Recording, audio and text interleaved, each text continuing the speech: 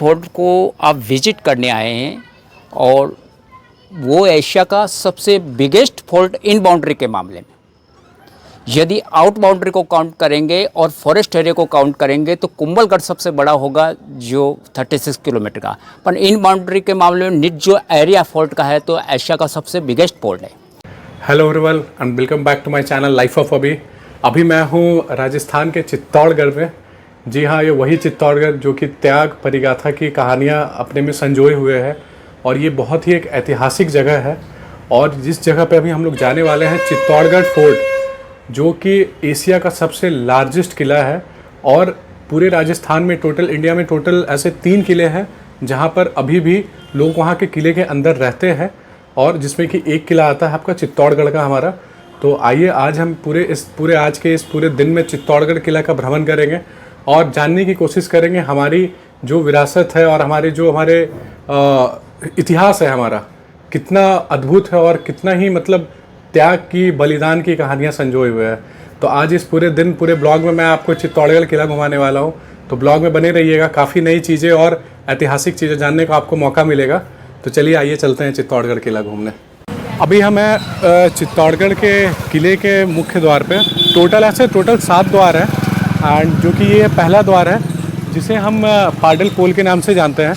और ये पाडल पोल की कहानी ये है कि यहाँ पर ये जो आप स्मारक देख रहे हैं, यहाँ जो स्मारक है ये है रावत बाघ सिंह जी स्मारक है। ये 1534 ईस्वी में जब बहादुर शाह जफर से यहाँ पे लड़ाई हुई थी, तो उस समय यहाँ पर हमारे जो रावत बाघ सिंह जी हैं, उन्होंने यहाँ पे उनसे युद्ध हुई थी और इसी जगह पे उन्होंने अपनी बलिदान दी थी। तो चित्तौड़गढ़ जो है ये है त्याग की, ये है बलिदान की, ये है आपको आस्था की बहुत बड़ी मतलब ये केंद्र है। तो आइए यहाँ से हम लोग शुरू करते हैं हमारी चित्तौड़गढ़ की जो यात्रा है, ये पूरी जर्नी है, यहाँ से हम लोग शुरू करते हैं। और ये अब ये मुख्य द्वार पर हैं और यहाँ से पाडलपुर से, यहाँ से चित्तौड़गढ़ किले की यहाँ से शुरुआत होती है। तो आइए चलते हैं अंदर।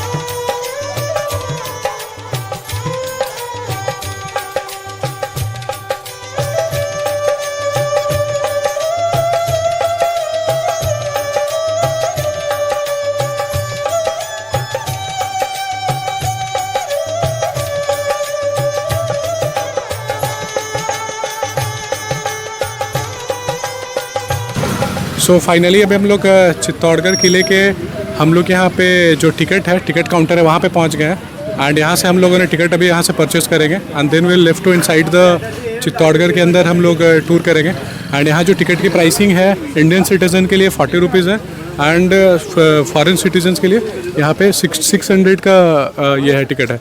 तो लेट्स गो, चलिए आते हैं, टिकट लेते हैं and then will head to Chittorgarh fort. भाई have got our ticket, that is only 40 rupees per person and आप इसमें इंटायर पूरी आप चित्तौड़गढ़ फोर्ट आप इसमें घूम सकते हैं पूरा। तो आइए चलिए, without wasting our time will get start our visit towards the Chittorgarh fort. Let's continue. और अभी हम लोग जैसे ही टिकट वहाँ से हम लोगों ने परचेज़ किया, तो एक व्यू पॉइंट है जहाँ से पूरी चित्तौड़गढ़ शहर आप यहाँ से देख सकते हो। और आपको मैं दिखाना चाहूँगा यहाँ से चित्तौड़गढ़ शहर कितना ही खूबसूरत दिख रहा है। और ये किले के आपको ऊपरी भाग से हम ये आपको ये दिखा रहे हैं पूरा ये चित्तौड़गढ़ शहर, जो कि किले से काफ़ी खूबसूरत दिख रहा है। तो आप ये देख सकते हो क्या शानदार नज़ारे हैं। पूरी मतलब चित्तौड़गढ़ शहर यहाँ से आप निहार सकते हो। और अभी तो यहाँ से हमारा चित्तौड़गढ़ का यहाँ का भी फोर्ट का भी सफ़र शुरू हुआ है। तो चलिए आगे चलिए, और भी आपको आगे की जो यहाँ की हिस्ट्री है, इतिहास है, वो आपको बताते हैं और इससे रूबरू आपको करवाते हैं। धन्यवाद। चलो। इस फोर्ट पर आप विजिट करने आए हैं। ये एशिया का ही नहीं भारत का सबसे बिगेस्ट फोर्ट है। इस फोर्ट पर सबसे पहले 5वीं शताब्दी के अंदर चित्रांगद मौर्य करके राजा आए थे, जिन 5वीं से 8वीं शताब्दी के बाद चित्रांगद मौर्य के राजाओं ने यहाँ राज किया था और उन्होंने इस फोर्ट पर सबसे पहले वो आए हैं और इस दुर्ग का निर्माण करवाया। इस वजह से उनके नाम से इस फोर्ट का नाम चित्रकूट पड़ा सर। चित्रकूट से धीरे धीरे परिवर्तन होकर के चित्तौड़गढ़ दुर्ग हो गया है। 8वीं शताब्दी के अंदर बप्पा रावल जो कि सूर्यवंशी राजा थे, वो आए थे। तो सिसोदिया वंश के होने के कारण वो सूर्यवंशी राजा थे और यहाँ पर मतलब इस पैलेस का निर्माण उन्होंने करवाया था। सामने जो आप मतलब बप्पा रावल सूर्यवंशी हुआ करते थे तो वो सूर्य को ज़्यादा मानते थे। सूर्य जिस तरह अपन नॉर्मली मानते हैं पूर्व दिशा के अंदर उदय होता है। तो सामने जो आपको 3 विंडोज़ दिख रहे हैं, सामने वो यहाँ पर उनकी सूर्य की पूजा की जाती थी। राजाओं वगैरह को वहाँ बैठा जाता था। और ये जो मैम वगैरह खड़ी हैं मंत्री लोग, और या नीचे जो आपको आम जगह दिख रही है ये आम सभा होती थी। यहाँ पर आम जनता के लिए सेनापति दासी वगैरह जो होती थी ना वो यहाँ बैठती थी। वहाँ सामने सूर्य पूजा होती थी और बप्पा रावल के 7 घोड़े थे, सफ़ेद कलर के 7 घोड़े थे जो उनके रथ के आगे बंधे होते थे। 7 घोड़े थे। अच्छा। जो सूर्यवंशी घोड़े कहलाते थे वो अंकल वगैरह बैठे हैं, उनके सामने वो बांधने का स्थान है 7 घोड़ों का।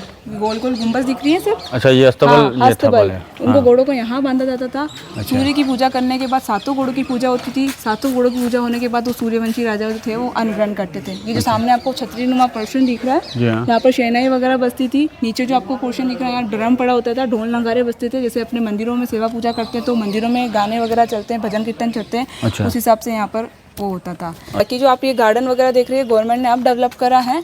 और ये जो लाइटिंग वगैरह दिख रही है यहाँ पर नाइट में लाइट एंड साउंड चलता है सर, जिसमें पूरे चित्तौड़ की हिस्ट्री का प्रोजेक्टर के द्वारा बताया जाता है 7 से 8 बजे के बीच में सर। ये आज भी चलता है? हाँ सर, नाइट में चलता है।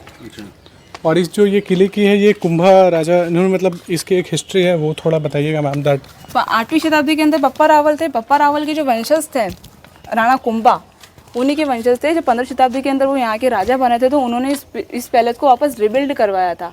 इस वजह से इस पैलेस का नाम कुंभा पैलेस पड़ गया। ये पूरा गार्डन वाला इसका कुंभा पैलेस का बैक साइड है। ये गार्डन वगैरह अब डेवलप हुआ है। वो सामने जो चेयर दिख रही है यहाँ पर नाइट में लाइट एंड साउंड चलते हैं। जो गेस्ट वगैरह यहाँ आकर के बैठते हैं वो देखते हैं। ये सारी जो लाइटिंग लगी हुई है प्रोजेक्टर है, प्रोजेक्टर के द्वारा इस पैलेस की इस दुर्ग की पूरी हिस्ट्री को बताया जाता है सर। ये जो सुरंग देख रहे हैं आप, ये एक सुरंग है। पर्दा पड़ता होने के कारण राजपूत औरतें बाहर नहीं जाती थी, आज भी हैं ऐसा।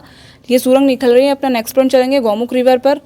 पर्दा होने के कारण राजपूत औरतें घूंघट वगैरह निकालती थी तो उस समय इसी सुरंग के द्वारा जाया जाता था। और वहाँ पर स्नान करके, स्नान बनने का उनका स्थान है वहाँ पर सास बहू का, वहाँ स्नान वान करके सेवा भगवान के शिव की पूजा करके इसी सुरंग के द्वारा वापस आती थी सर।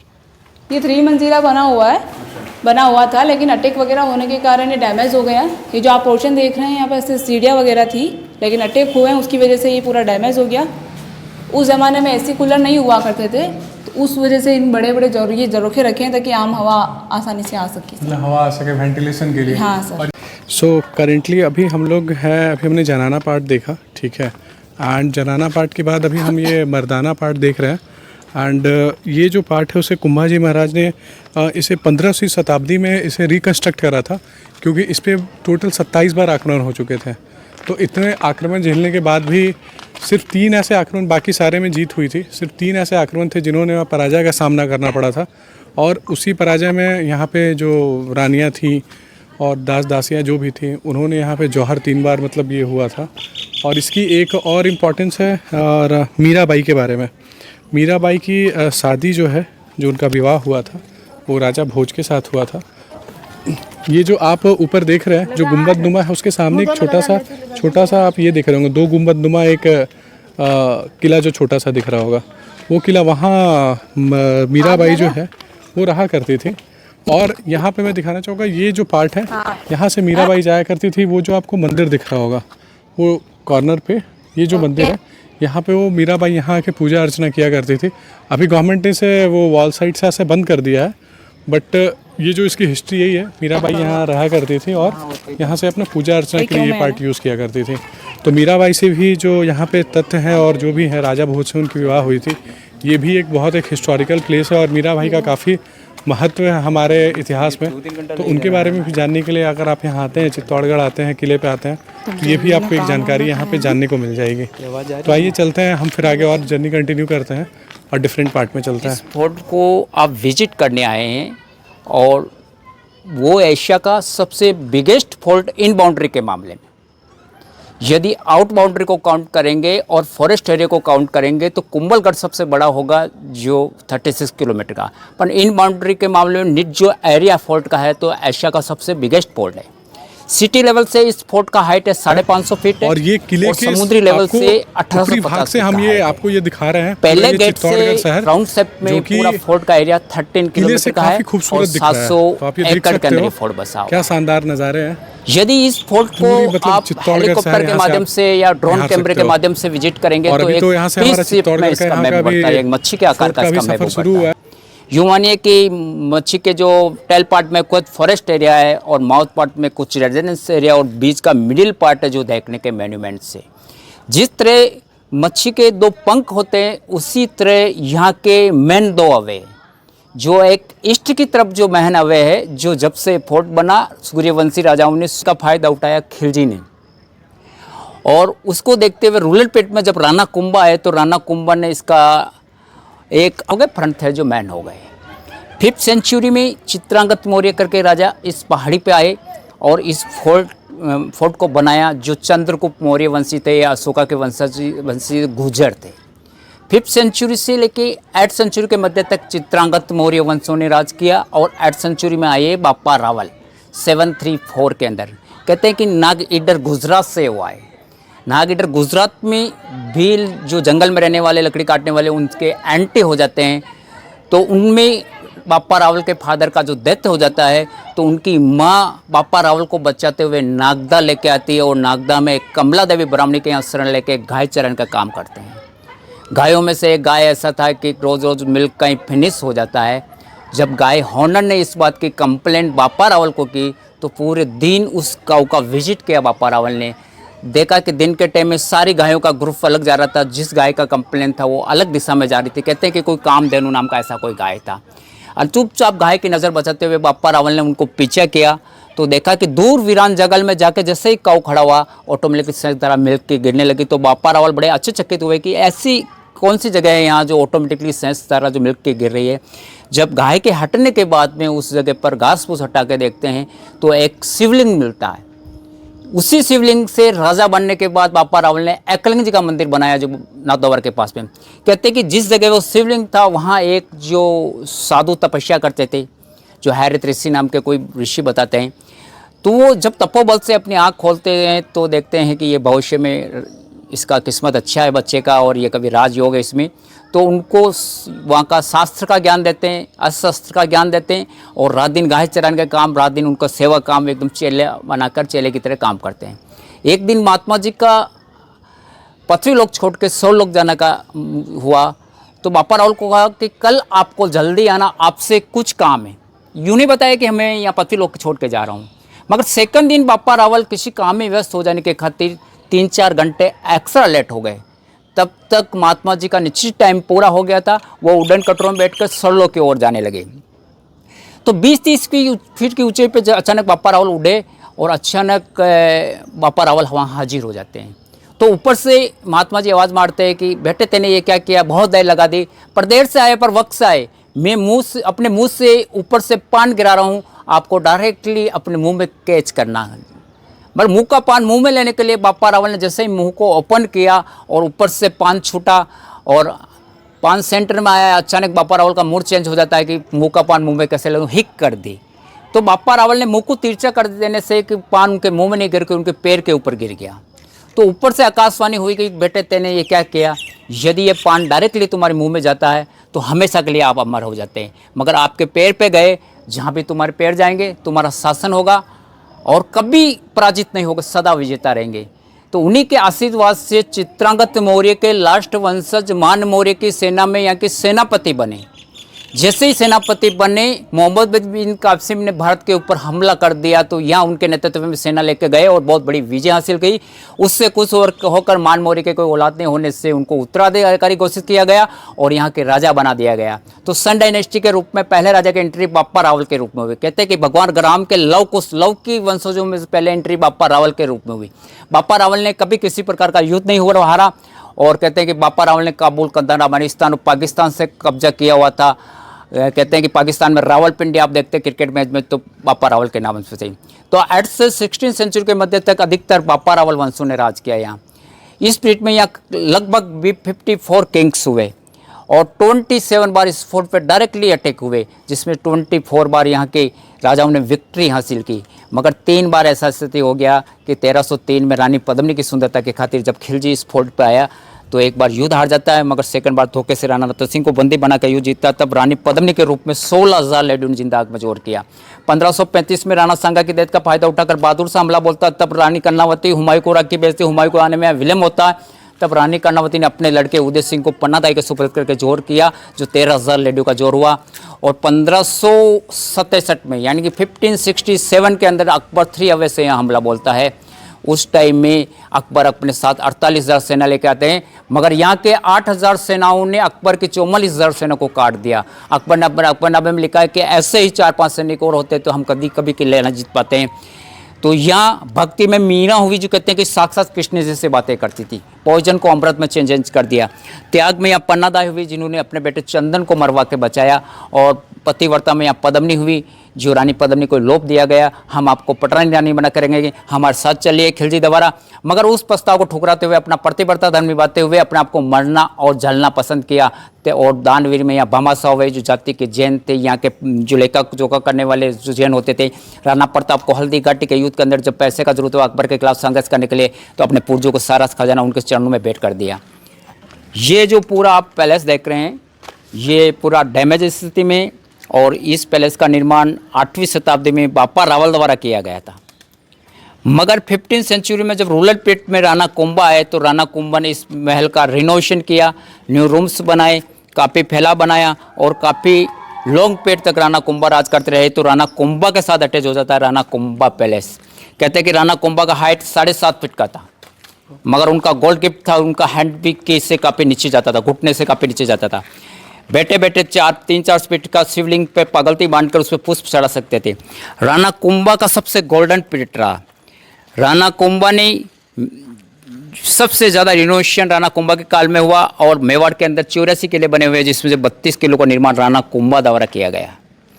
मगर बड़े दुख की बात है कि राणा कुंभा काफ़ी लॉन्ग पीरियड तक राज करते रहे। तो उनका सबसे बड़ा लड़का उदयकरण उदा के दिमाग में आया कि मेरा बाप नहीं मर रहा, मैं कब राजा बनूंगा, मेरा राजा बनने का कब नंबर आएगा। तो कहते हैं कि कुंभलगढ़ में सब शिव जी की पूजा कर रहे थे, तो पीछे से वार करके अपने ही बड़े लड़के उदयकरण उदा ने महाराणा कुंभा को मार दिया। और इसकी जानकारी उनके छोटे भाई रायमल को पता लगी, तो रायमल ने अपने बड़े भाई को मार दिया एक पिता का बदला लेने के लिए। और रायमल के लड़के होते राणा सांगा, और राणा सांगा के 7 पुत्र होते हैं, जिसमें सबसे बड़ा पुत्र भोजराज होता, जो मीरा का पति कहलाया। घंटे के अंदर जोर करना था, और 1 से 1.5 घंटे के अंदर जो लकड़ी का इकट्ठा करना वन पैलेस पे असंभव हुआ। तो लालन पालन में फास्ट तरीके से जोर करना था, कि इतना देर लग जाए तो दुश्मन ऊपर आ सकता, जोर का मतलब नहीं रहता। तो रानी पद्मिनी ने ये गुफा थोड़ी ब्रॉड थी, इसी गुफा के बाद 4 पत्थर का जोर किया। कुछ औरतों ने वहाँ आगे जोर स्थल वहाँ किया, और कुछ जंगलों के अंदर जोर हुआ। तो डिवाइड रूप से रानी पद्मिनी का 16,000 लेडी के साथ हुआ। एक साथ कमेंट रूप से तो रानी कर्णावती का हुआ, एक साथ कमेंट रूप से तो फुल कवर का हुआ। कहते कि जोर और सती में डिफरेंट है। सती अपने हस्बैंड की डेथ बॉडी के साथ जलना होता था, मगर औरत को भी ऐसा वैराग्य उत्पन्न होता था कि औरत अपनी मर्जी से चिता में लौट जाती थी। मगर लोगों ने इसकी परंपरा बनाकर सती प्रथा को अनिवार्य कर दिया, और औरत के चिल्लाने के ऊपर जबरदस्ती धक्का मारकर सती प्रथा करा रहे हैं। तो राजा राम मोहन राय ने विरोध किया और सती प्रथा को बंद किया। और कहते हैं कि जोहर का मतलब है कि जब जब यहाँ की औरतों को लगा कि 99% हमारी जो हार हो गई है, और दुश्मन आकर हमारे ऊपर जुल्म करेगा, तो उसके पहले अपने आप को मरना और जलना पसंद, अपना हॉनर बचाने के हिसाब से बचाने के होते हैं। ये जो आप जो बेसमेंट देख रहे हैं, ये हाफ पोर्शन में अन्न का स्टोरेज था, हाफ पोर्शन में धन का स्टोरेज था। धन का मतलब हीरे जवाहरात गोल्ड वगैरह सेक्रेट तरीके से रखा जाता था। अंडरग्राउंड जाने का रास्ता बहुत ही क्लोजिंग मेंबर को पता था कि दुश्मन हैवी हो जाए, स्मेल मेंटेन हो जाए, तो इस धन को नहीं लूट कर। तब का लक्ष्मी जी का प्रतिमा लगा हुआ। आइए सर। ये कौन सा था? ये अन्न का था, और वो अन्न का था, उधर अन्न का, और इधर जो ये पार्ट में धन का था। इसके आने जाने का रास्ता बहुत ही क्लोजिंग मेंबर को पता था, और बाहर से एकदम प्लान होता, कवर किया हुआ है। अंडरग्राउंड जाने का रास्ता बहुत ही क्लोजिंग मेंबर को पता था कि कभी बाई चांस दुश्मन हैवी हो जाए, स्मेल मेंटेन हो जाए, तो इस धन को आसानी से लूट के नहीं लाए। राणा लोगों की हाइट की कल्पना कर सकते हैं कि राणा कुंभा का 7.5 फीट का, और राणा प्रताप का 7.25 फीट का हाइट था। नीचे से ऊपर पूजा के लिए बिगर हाइट के पहुंचना हाथ असंभव हो जाता है। तो ये लक्ष्मी जी का तब का मूर्ति लगा हुआ है। इसको नौबत खाना बोलते हैं। कहते हैं कि यहाँ ढोल नगारे बांसुरी वगैरह जो बजाई जाती थी, ये एक तो सूर्यदेव की आरती होती है उसके टाइम पे बजाई जाती है, उसके अलावा सार्वजनिक जो अलाउंस होता है उसमें ये बजा कर अलाउंस किया जाता था उस टाइम में। पहले फ़ोन वगैरह ऐसा बैल वगैरह ऐसा कुछ थी नहीं, तो इस महापर्त के थे। ये चारों तरफ 4 सैनिक रहते थे पूरे महल की पूरी तरह सेक्रेट तरीके से जो निगरानी रखने के लिए। और ये जो पूरा मीटिंग हॉल प्रार्थना हॉल था उस टाइम में, और ऊपर हाई वाले पैलेस पे राजा लोग बैठते थे, डाउन वाले पे मंत्री, और यहाँ अपन खड़े हैं जहाँ आम लोग बैठते थे। बरसात के सीजन में जब ओरिजिनल सूर्य उदय नहीं होता था तो यहाँ एक 1.25 मन का सोने का सूरज यानी कि 50 kg का सोने का सूरज होता था। सूर्यवंशी राजा बिगर सूर्यदेव की पूजा किए अन्न जल ग्रहण नहीं करते थे। जब सूर्यदेव की पूजा चलती थी तब ढोल नगारे वाद वादन बजाए जाते थे। तो ये नौबत खाना जो आपको बताया। अभी हम लोग हैं कुंभा पैलेस में, और अंदर अभी कुंभा पैलेस आपको हमने दिखाया। And then after Kumbha palace के बाद बाहर जैसे आप एग्ज़िट की तरफ निकलोगे तो आपको ये एक गोलनुमा आकार एक आकृति दिखेगी। ये उस टाइम का आपको अब बोल सकते हैं आज के टाइम का बैंक हुआ करता था। ये नौलखा भंडार इसको बोलते हैं। हमेशा एनी टाइम यहाँ पे मतलब उस टाइम पे राजा के शासन के समय पे किसी भी आपत्ति या विपत्ति या कुछ भी ऐसे युद्ध के अगर कुछ ऐसा स्थिति उत्पन्न होता था या सिचुएशन क्रिएटेड होती थी तो 9 लाख मुद्राएं जो उस टाइम की जो करेंसीज चलती थी या जो भी आप बोल सकते हैं आज के टाइम के पैसे आप बोल सकते हैं, तो वो रिज़र्व होते थे इस नौलखा भंडार में, जो कि कभी भी इमरजेंसी के लिए यूज़ हो सकता था। और अभी हम लोग यहाँ कुंभा पैलेस से अभी निकल रहे हैं, और ये अब निकलते आप ये देखोगे, ये स्लोप देखोगे, ये जो स्लोप है ये स्लोप घोड़े की चढ़ने के लिए ऐसे बनाए गए हैं। ये ऐसा नहीं है कि कोई मतलब आम रास्ता ऐसा है। तो उस टाइम पे घोड़े से ही जो भी सारा कुछ मतलब ट्रांसपोर्टेशन के लिए यूज़ हुआ करता था, तो ये घोड़े के चढ़ने के लिए स्लोप बनाए हुए हैं। और ये आपको यहाँ कुंभा पैलेस इसके सामने है। तो चलिए कुंभा पैलेस एक्सप्लोर करने के बाद हम लोग आगे चलते हैं और भी आगे यहाँ की डिटेल आपको देते हैं। अभी मैं हूँ मीरा जी के मंदिर के कैंपस में, और जिस मंदिर में अभी मैं बैठा हूँ ये बप्पा रावल ने बनवाया था 8वीं शताब्दी में।